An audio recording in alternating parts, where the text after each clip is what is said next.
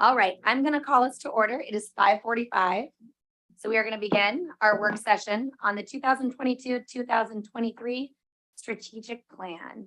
And I believe to lead us in that discussion is Mr. Jim Rose and Mr. Gary Bennett. Is that correct? Am I making that up? We're kind of going sequentially. I've got.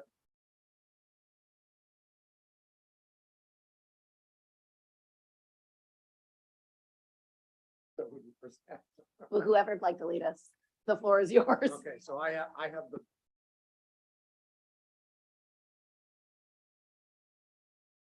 Thank you. My mic is on. First slide, please. Okay, I am learning all the way through this what strategic planning form has now become in the state of Oregon. And so I have learned that it's now required, which I think is a really good thing. Back in the day, it was, you did this kind of voluntarily, and different districts were in different places, and it wasn't very coherent. And it's nice to see Oregon kind of put a stamp of every district needs a strategic planning process. And so they've even now tied it, that second bullet, to receiving state funds. So as I've learned here, the executive team is really responsible for creating their own goals annually. And we do that in a very collaborative manner. And in fact, my introduction to that was at the administrator leadership retreat that we do. And all of the goals were up there for all of the administrators to look at it and take notes on and give us feedback on it. So they've been working on this in a lot of different environments where they're getting a lot of feedback. And then each executive team member is responsible for tracking their own progress through the year. My opinion is that this integrated guidance process that we're in right now will be the springboard for a renewed strategic plan that kind of has perhaps even another layer, outer layer on it of maybe some board involvement and some visioning and the mission and that kind of thing. But that's not this year. That could be something we do next year or even thereafter. So that is my part. And who is first up? All right, Steve.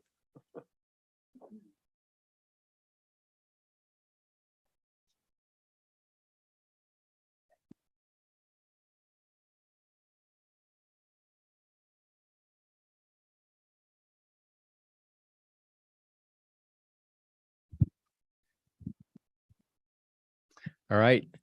Good evening, Board Chair Hawkins, Board of Directors, and Superintendent Lyon.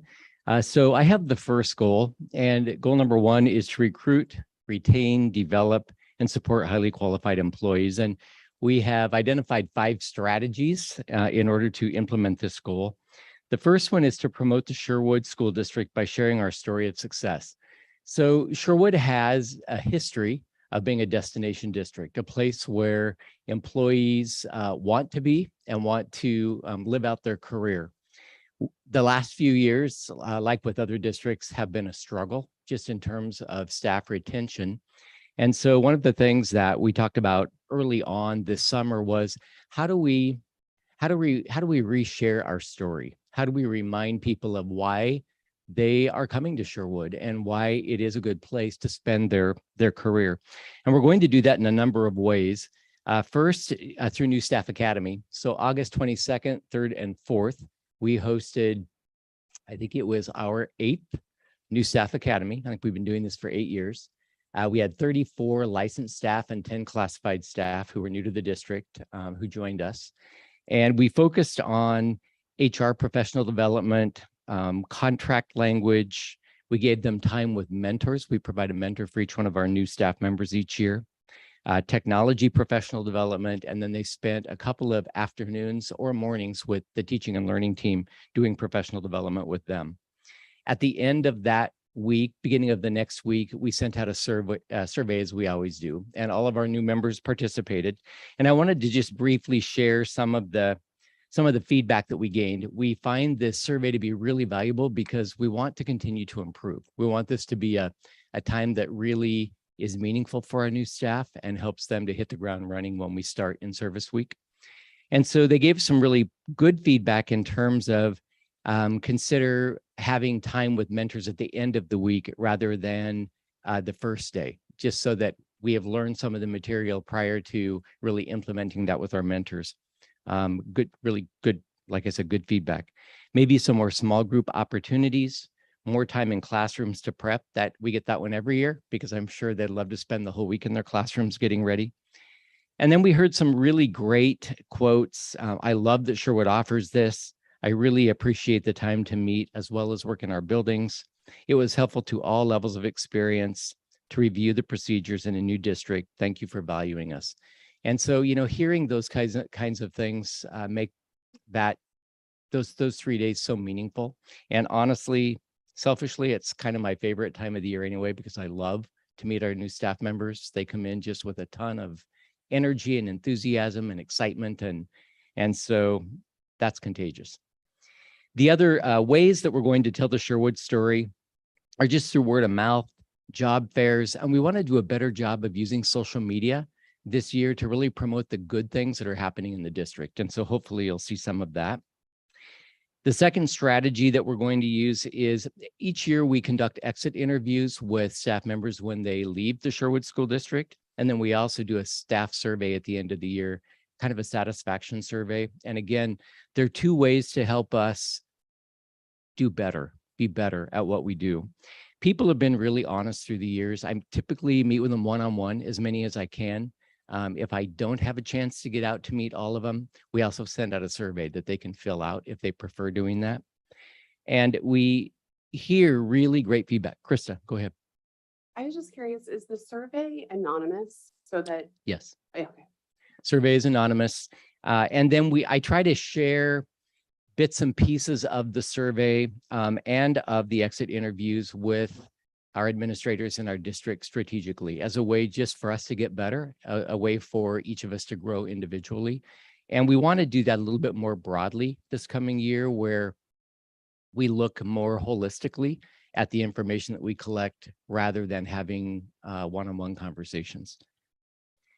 The third strategy that we will implement will be to provide meaningful professional development and mentoring opportunities, which that's actually a continue. We have provided PD throughout the year for our staff, and we want to continue to do that. And then, as I said, we provide a mentor for our new staff members. They meet with them periodically throughout the year.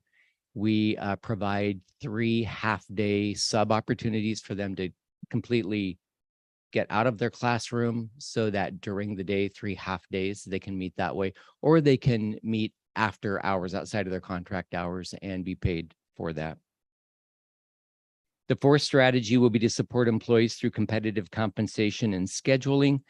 One of the things that we've really worked on with SEA and OSEA over the past few years is just try to be more flexible. I think in education, we tend to lag behind the private sector just in terms of flexibility. And part of that's because many of our staff members are tied to a classroom of kids. It isn't like they can work remotely when they're overseeing 25 kindergartners.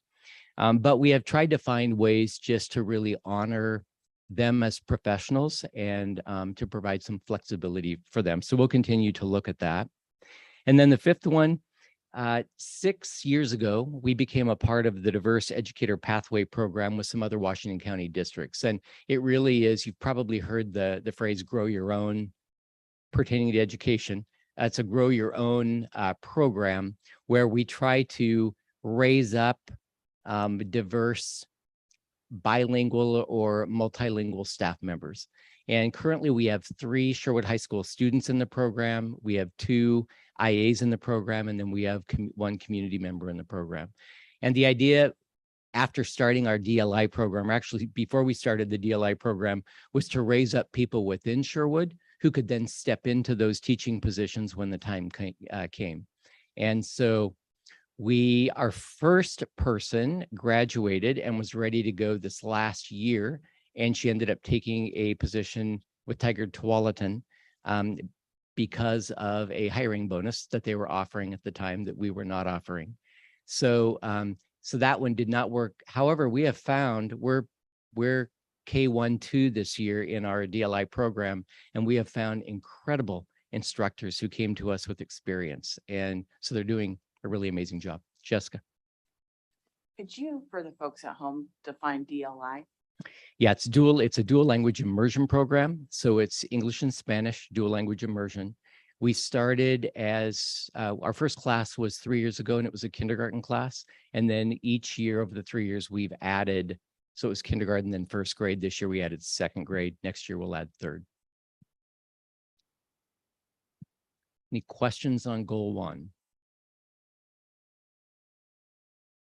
Just, I really love the first bullet. And I think that it would be great. I know this isn't specifically tied to employees, but just for our parents and the broader community to be able to pick up some of those stories as well. And maybe that's through social media or some other mechanism. But I think it is a good time for us to remind the community of what a really amazing program we have here. Yeah, thank you. All right, thank you.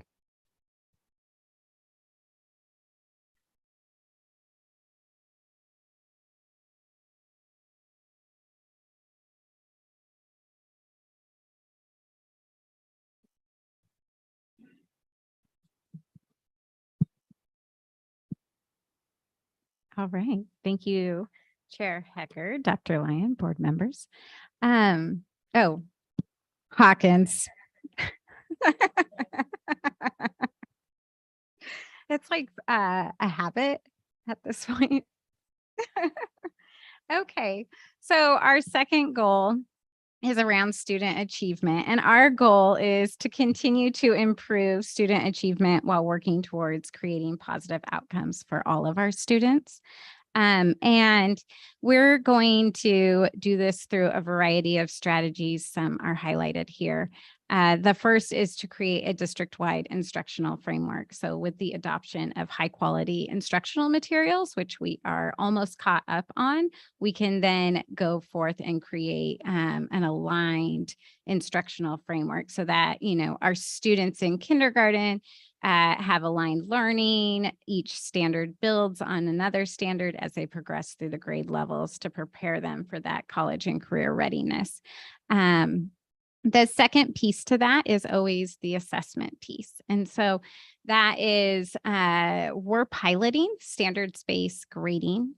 And what that does for students is you really see the standards and they understand that when they take a test, they don't just get a score from 0 to 100, but they see which standards they're doing well on. So for example, if I am an algebra teacher, and I'm teaching linear equations, but I'm also teaching the quadratic formula, both of those items might be on a test. By doing a standards-based assessment and grading process, a student would see how well they did on linear equations, and they would see how well they did on the quadratic formula. And so if they needed to retake or restudy or relearn the quadratic formula because they weren't doing well, they could do that. And their algebraic linear relationships equations would stay the same. That grade would be fine. Does that make sense? Okay. So that is kind of our focus for this year. And we have a variety of teachers that are really excited about this process and they're piloting right now in their classrooms. What we'll do with that information is take what's really good about that process, what we hear from students and families. We're going to try to duplicate that in more classrooms next year.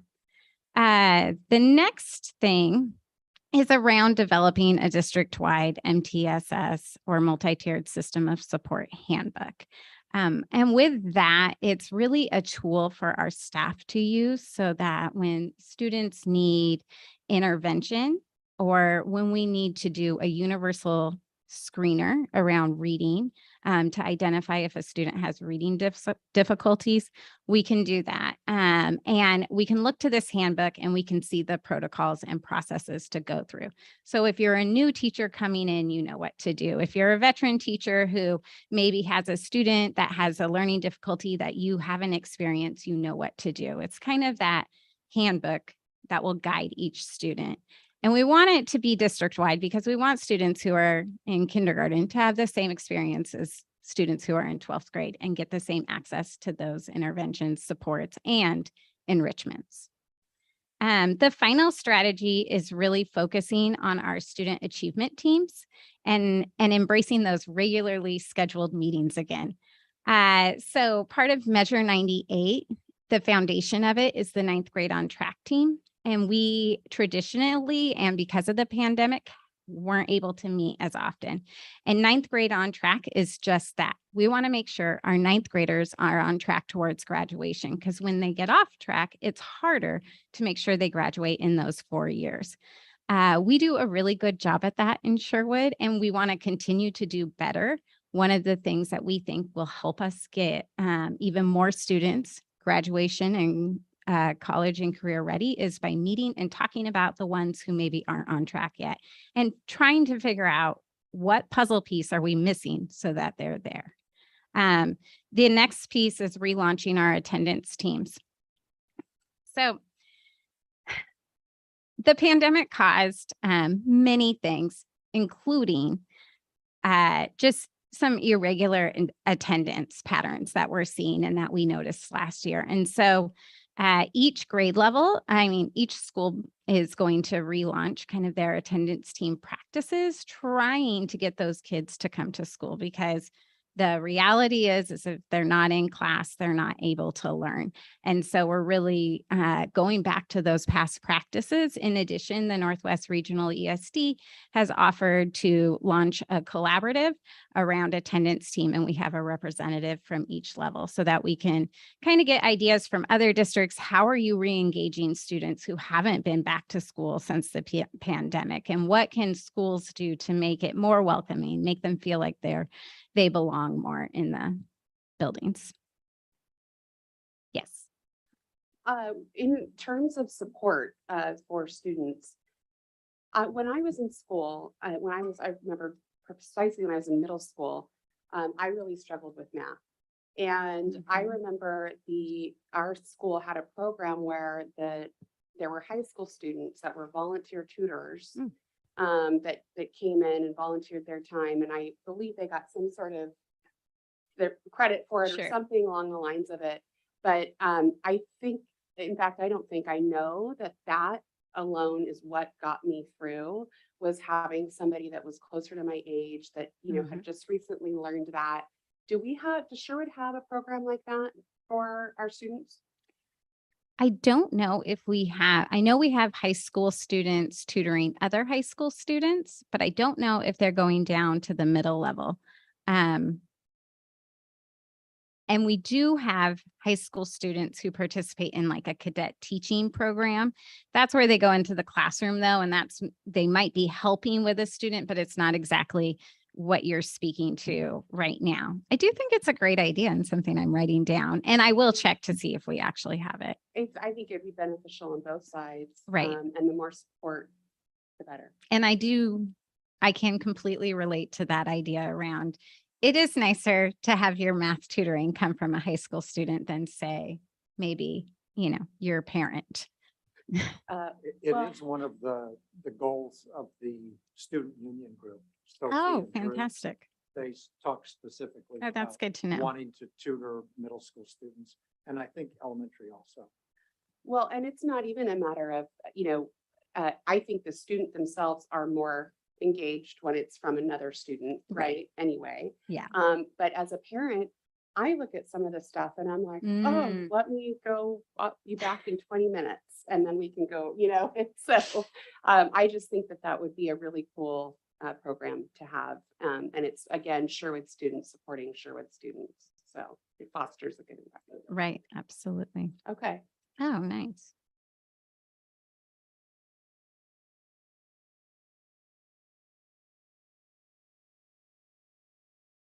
Mm-hmm. Question. So, I like the idea of, your example of partitioning out like specific math subjects or something like that. And did you mention that it was would it be based off passing that section or a certain level of proficiency. So, Mhm. you know, because maybe some math concepts, we want a higher level of proficiency because you add on to it versus Absolutely. others might be okay with the pass. So I'm curious how that might work. So typically that's those kind of nuances within a grading practice is kind of decided by the teacher and laid out in the rubric that the teacher will provide. So they might have something where they're like, this is approaching the standard. And for this standard, that's fine because we're going to have you be proficient in this other standard, which will include this one because it builds upon the learning. And so the students will see that in their rubrics for kind of, it'll be not yet there or no evidence, approaching the standard, meeting the standard, and then, you know, just highly understanding the standard to a high proficiency. Because we do see students who do that occasionally on the first try sometimes. And so it will really be based on that rubric, but the students will get to see that and they'll get to see where they are and where they need to be, which is very different than maybe a traditional grading system. I just wanted to add, I think it's great you guys are going to get feedback from families and students once you pilot this grading system. But I think too, if that's something that we ultimately decide to move in that direction, we really need to communicate and educate parents and students on what that looks like. I know our current grading is still very confusing and Yes. frustrating for some parents that don't Absolutely. really understand it.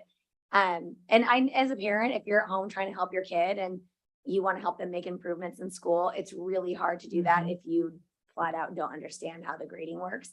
So I just think on the back end of that, we need to make sure we really clearly communicate that if that's the direction. And I'm just gonna, should I was just gonna add, we actually are gonna be hosting a standards-based grading parent night. And it's actually coming out in this Friday's district updates newsletter with all the information about when and where that night will be. You're a miracle worker. Thank you. And one more shameless plug.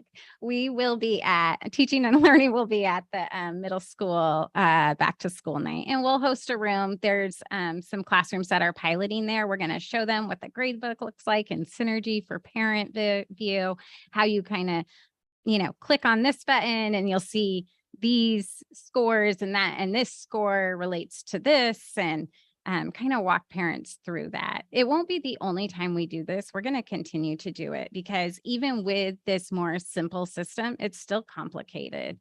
And so our hope is to continue to do it even past this family night and the back to school night, just continuing to offer things like that. When is the middle school back to school night? Tomorrow from, you know, I bet Marianne will know. Tomorrow. That's Tomorrow. It is tomorrow. I'm sorry. Tomorrow evening. I live by my calendar. All right.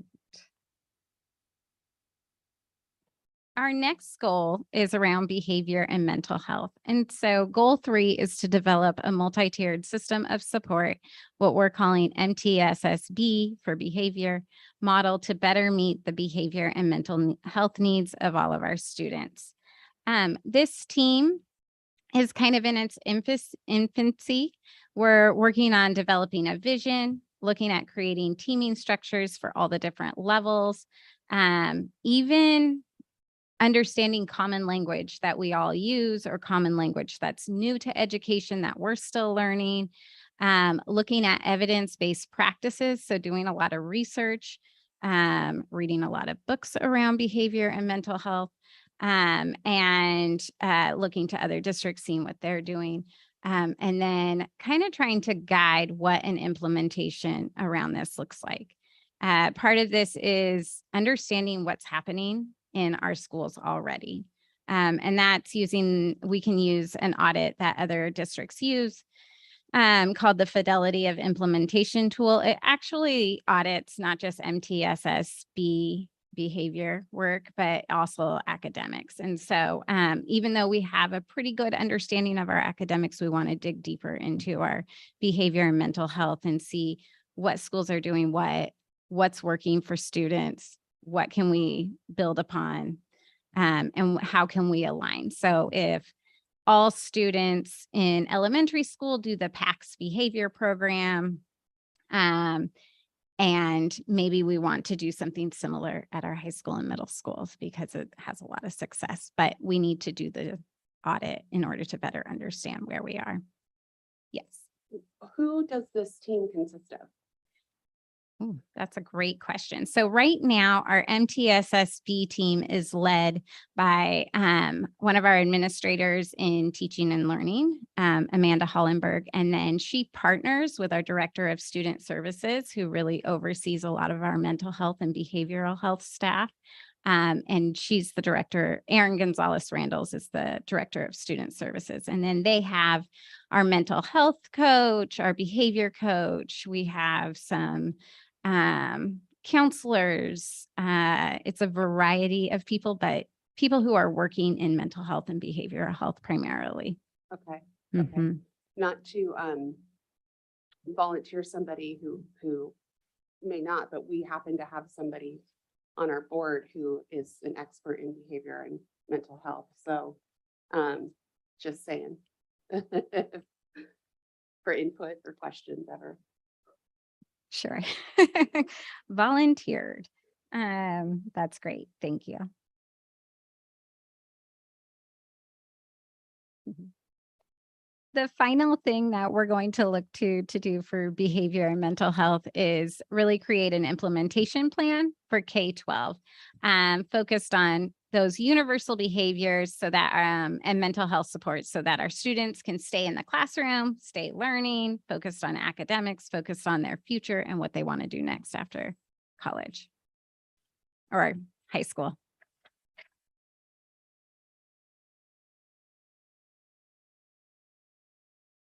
All right.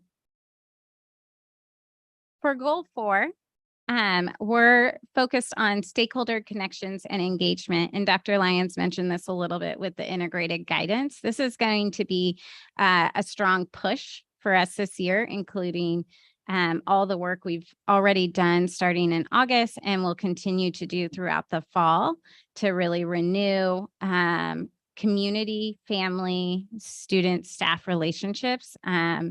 And build upon what we have, but get back out there, especially after some of the challenges of the pandemic and what that has caused in our school buildings. So the goal is to continue to strengthen the district's culture of belonging by focusing on authentic student, family, staff, and community connections and engagement. And so part of the work that we're doing is regularly engaging community. So you're going to hear a lot about the integrated guidance. You'll probably hear bits about a needs assessment that we're doing you'll definitely receive it. But it'll be a survey. You might be asked, families might be asked to do a listening session or join a listening session hosted by Dr. Lyons. There might be opportunities for small group conversations, or we might follow up with our the community groups that we spent time with, and they might ask us, we're going to share our next steps with them, and they might say, hey, please come to our congregation and come give the needs assessment to our congregation. And so that is the work that we'll partner with them to do. And so we're trying to get out in the community to seek family, staff, and student engagement, community feedback and opportunities to kind of re-engage, see what we're doing, see how we can create a culture of a more welcoming environment, really focused on belonging. You'll probably hear a little bit about that tonight in our principal reports as well. In addition, we're looking at providing professional learning opportunities that really support district staff and focus on belonging and community. That's kind of our big message that we're emphasizing this year. We really want our staff to feel welcome, our students to feel welcome, and our community to feel welcome in our schools.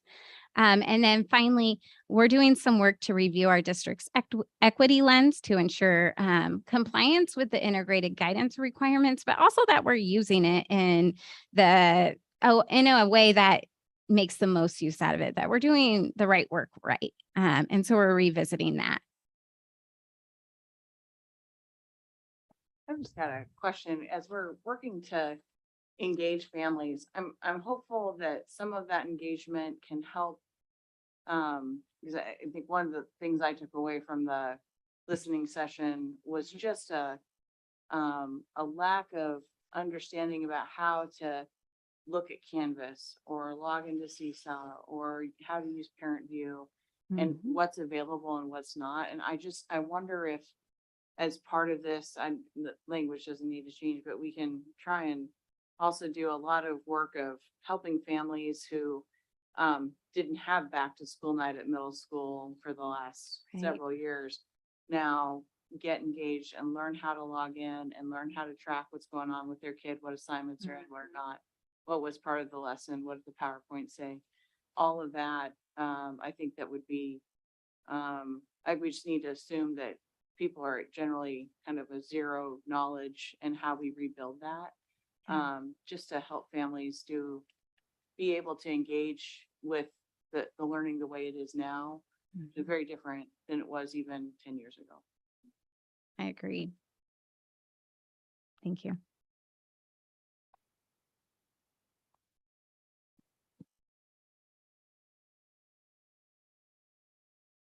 Okay. The last goal that I'll be sharing tonight, there's one more, but for me, is goal 5. And that's to provide a well-rounded and innovative education that is accessible to all students. We're really excited about the work that we've done around this goal and that we'll continue to do. So a well-rounded education are those programs like our STEM program at the elementary school that we shared with the school board last spring, I believe. And then following that, the STEM program at the middle school, and then like the CTE and STEM Pathways program. All of those feed together, and those are parts of what in education speak we call a well-rounded education.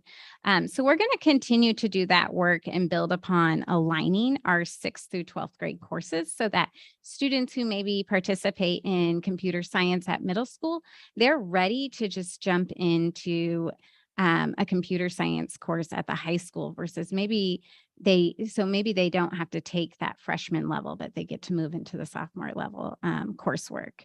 The same is true with other programs. So we offer a pretty robust art program at our middle school that was new as when we merged the 2 schools together. And then those students maybe they'll pursue a path in the arts at the high school. And so we're looking at ways to really better align that middle school and high school relationship around these well-rounded programs.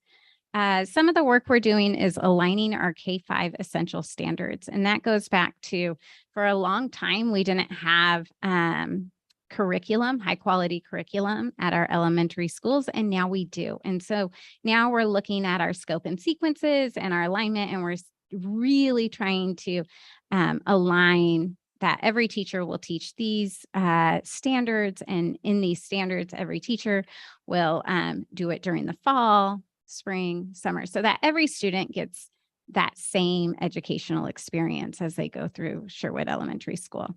In addition to that, we're reviewing our program access and success data by group. So we're looking at different groups of students and we're seeing how well are they doing in these programs, or is it possible that no female students are taking Woods, and why is that?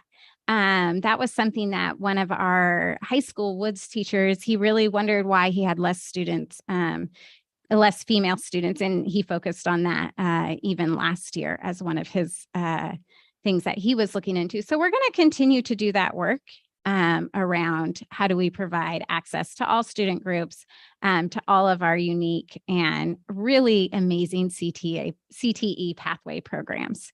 And then finally, well, not finally, there's more. We're going to review and revisit our process for tag qualifications using local norms. That's new for the state of Oregon, and it will be a requirement that we're going to go through this year. So in the past, we used state norms. Now we're looking at local norms, and we'll learn a lot more about what that means for our students and for kind of how we proceed with our qualifications of the talented and gifted program. We're going to continue to grow our dual language immersion program. As Steve mentioned, next year we will add, this year we added 2nd grade, next year we'll add 3rd grade. And then we added an additional pre-K at Middleton Elementary. So we're really hoping to sustain those offerings for pre-K and have one at Ridges, one at Hawksview, and one at Middleton. And that is all. Any questions? For those that are new, this will be new for the folks who've been here a while. They're gonna be like, okay, I can mark that cost off the Jessica bingo. But I really hope that at some point we are able to offer acceleration and additional offerings in the summer or in a 0 period environment for kids that are already excelling. If they want to get ahead, if they want to move in math, if they want to move in it kind of any subject area, that we're able to offer opportunities to them to take additional coursework to get ahead. That is right now really we do a lot of credit recovery, and we need to, and we absolutely need to continue to serve that population. I really hope that we can look at how do we expand that so it's available to all students, especially those that are tag qualified or have fell behind but are now really motivated. We need to be able to provide them opportunities to continue to grow and get ahead and push themselves while they're in a high school and middle school environment. We don't really do that very well yet. Yep. And so I know that takes a ton of resource and time, but I continue to share that observation and hope in the hopes that it will continue on beyond my service year. Right. And I think, a lot of the work that we're doing towards standards-based grading and really understanding where our students are, that also helps us provide better enrichments for them. A lot of our work around MTSS academics, it's not only interventions. We talk a lot about interventions, but part of MTSS in that system is providing enrichments for students. And so it's more than RTI. RTI was just focused on response to intervention. This is really providing, what do you do when the students already know what to do? And so what do we do to provide those enrichments? So we are having those conversations. Those conversations are, they're new, but I think we'll get there. I was just going to say, in a similar vein, I met with, and I know many of us have, some students from the student union, and I know one of their really large desires is to see some growth in the tag program here and to see more opportunity for pullout and for networking together. And that was something that was very, very, very important to them. And I know there may not be the resources and the time and the people and all those things to always put towards those things. So I've encouraged them, because they are very passionate about it, to look for things that aren't costly or things that could be run by a volunteer. Different things that we could bring into our school district that wouldn't be a huge lift, just to get some of that started a little bit. And so I wouldn't be surprised if because they seem like a very able-bodied group of students, I would not be surprised if they researched it and pulled something together and kind of came to us with some ideas of things that they would have loved to have seen as they progress through this program. So I'm excited to see what they bring, and I hope we can have a few more offerings for those students as well. Absolutely. Yeah, that's great. I'll just say I was really excited. I got really excited when you talked about the aligning the K-5 standards, where it's this kind of the same Yes. across the board with every class in the grade and the same timing. And I don't have elementary students anymore, but I remember when I did, and I have 2 of them. Right. And so I would talk to them, and the different things that they would come back with, same subject, completely different things that they were learning. And I never really understood it at the time. But I'm thought to myself, I'm sure it makes sense somehow. And but I think that's great because when all the kids are learning the same thing together at the same time, it gives them, again, more support and more resources to learn from each other Absolutely. and support each other. So Yeah. I was really excited to hear about that. Thank you. That's great. Right.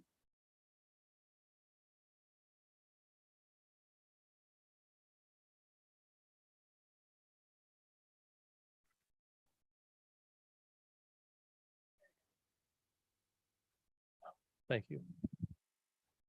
Good evening, Chair Hawkins, Dr. Lyons, Board of Directors. Want to talk to you tonight about the final goal in the strategic plan. And it's really to develop a long-range financial plan instead of a more shorter range. We've talked in the past and we've had longer range plans in the past, and the pandemic sort of put us on a, not a year-to-year plan, but less so than we'd been in the past. And so the first step in that is to work with the board and establish some official targets for ending fund balance and reserves. We'd had some unofficial targets before where the board had set targets of somewhere between 5 and 10% in general reserves without getting too specific about where those reserves would come from.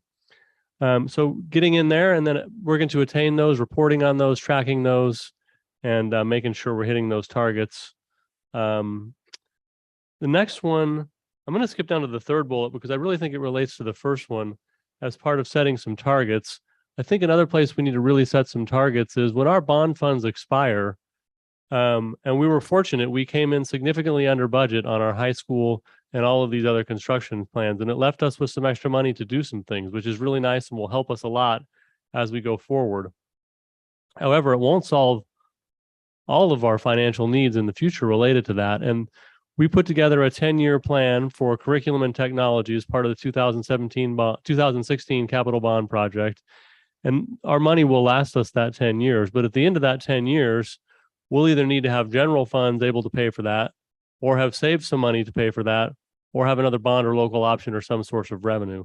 The same is true for technology and turf replacement at the high school and all of our turf fields. And so coming up with a long-range plan for how we're going to accomplish that. So when these turf fields do come up for repair, we're not scrambling to find the money. We just have a plan ready to go. And we're even looking forward to the next cycle. So we're way down the road. And so making sure we plan really carefully for things like that. And so those two bullets relate to each other because they're about thinking about setting aside reserve fund, one for general operation and others for specific purposes. The part about prioritizing funding to meet the goals of the district, that's something we do on a regular basis. That's sort of what we do. And I really do believe that if you want to know the values of an organization, look how they spend their time and their money, mainly their money. And so once we're clear on our values, making sure we're strategically aligned in our finances with that. And as we go through this integrated guidance process, much like we did in 2019-20, it wasn't called integrated guidance, but it was the same process of engaging the community, bringing people together, crafting a strategic plan. As we develop that, then making sure we align our finances to that. And then the final bullet point is just making sure we're really precise with these bond dollars. Believe it or not, we were so careful with our 2006 bond dollars. We still have bond dollars left from 2006 that we're spending on capital projects related to that bond. And I just want to make sure that it's not an I, it's a we want to make sure that we're that careful with our remaining bond dollars, that we have a plan that they last us well into the future and benefit us long after those bonds were voted on by voters and issued. So those are sort of the four main pillars that I have. Does anybody have any questions? Okay, thank you. Thank you. All right. Are there any other questions for this evening's work session? No? All right. We will adjourn the work session and we will start back up at 7 o'clock. Thank you.